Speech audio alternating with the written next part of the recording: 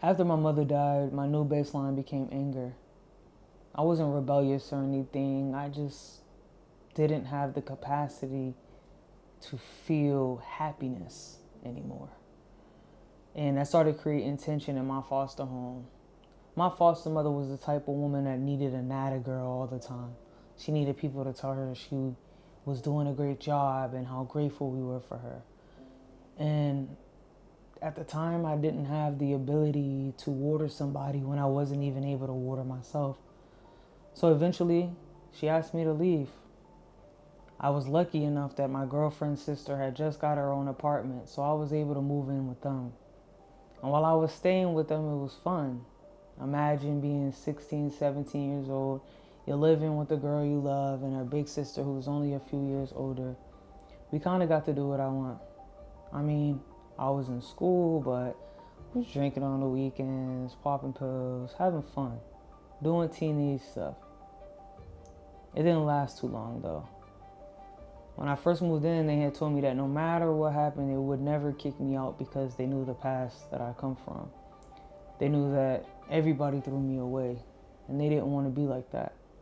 But unfortunately, the Kalia I had become, in spite of everything that happened with my mother, she made it really hard to be loved. When me and my girl broke up, she asked me to leave, and I had to honor that. I remember being dropped off to school that day, carrying a black trash bag with all my belongings. I remember thinking that I was just as disposable as the bag that was carrying my clothes. I felt worthless. I felt like a throwaway. Later on that day in school, I texted a friend that I worked with and told her my situation. She said that she'd asked her parents if I could spend the weekend with them, and luckily they said yes. When I got to the house, we had dinner and they told me that I could stay in their spare bedroom, and on Monday they would take me to the Department of Children and Families so we can try to find me a more permanent placement. That Monday when I came home from school though, they had changed their spare bedroom into a bedroom for me. They had gotten to know me over the weekend and heard a little bit about my story, and they didn't want to throw me away. They chose me, which was rare and confusing. They asked me if I wanted to move in, and I had to take them up on their offer.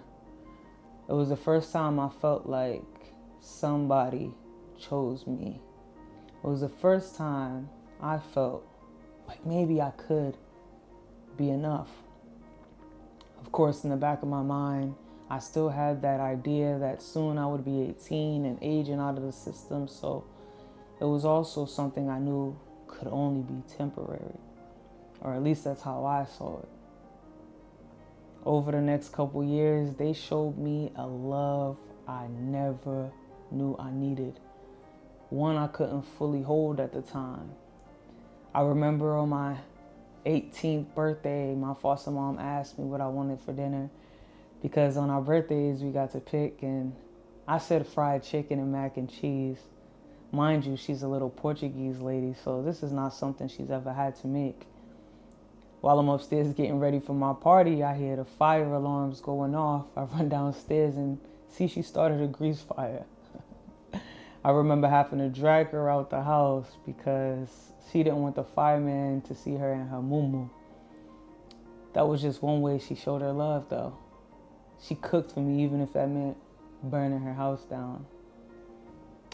My foster sister got married a couple months into me living there, their daughter, and they made sure that my suit matched the groomsmen so I didn't feel left out.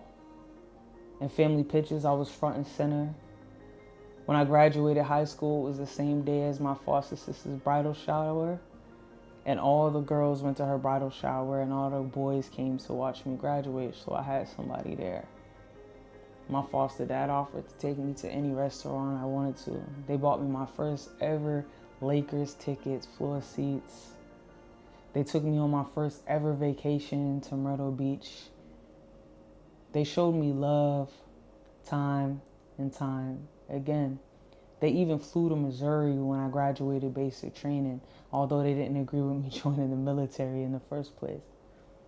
There was never a time where I needed them, and they didn't show up. But like I said, in the back of my mind, it was all temporary. So I was always waiting for the other shoe to drop. When I came home from basic training, I had quite a bit of money saved up. And I decided that I was going to leave. I was going to move out. While I was going to basic training, I remember sitting in the idea of one day they're going to tell me to leave. One day they're going to throw me away like everybody else. So now that I got this money, I need to use it so I can provide myself with some stability before they decide to take theirs away. I remember the look in my foster mom's face when I told her I was leaving. They both reassured me that I didn't have to go anywhere, but in my soul, I felt like I did. My subconscious mind would not let me believe that these people could truly love me. This was the second hardest decision I ever had to make. I had to walk away from them and hurt myself in order to avoid allowing space for somebody else to hurt me. And that was choice number 4.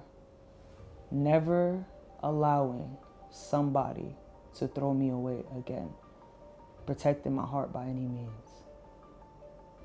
It was the hardest choice I've ever had to make. Because they gave me everything my mother didn't. They gave me love unconditionally. They gave me consistency. They gave me stability. They protected me. They were the first people that ever made me feel safe. But my fear of being thrown away was stronger than my desire to be loved.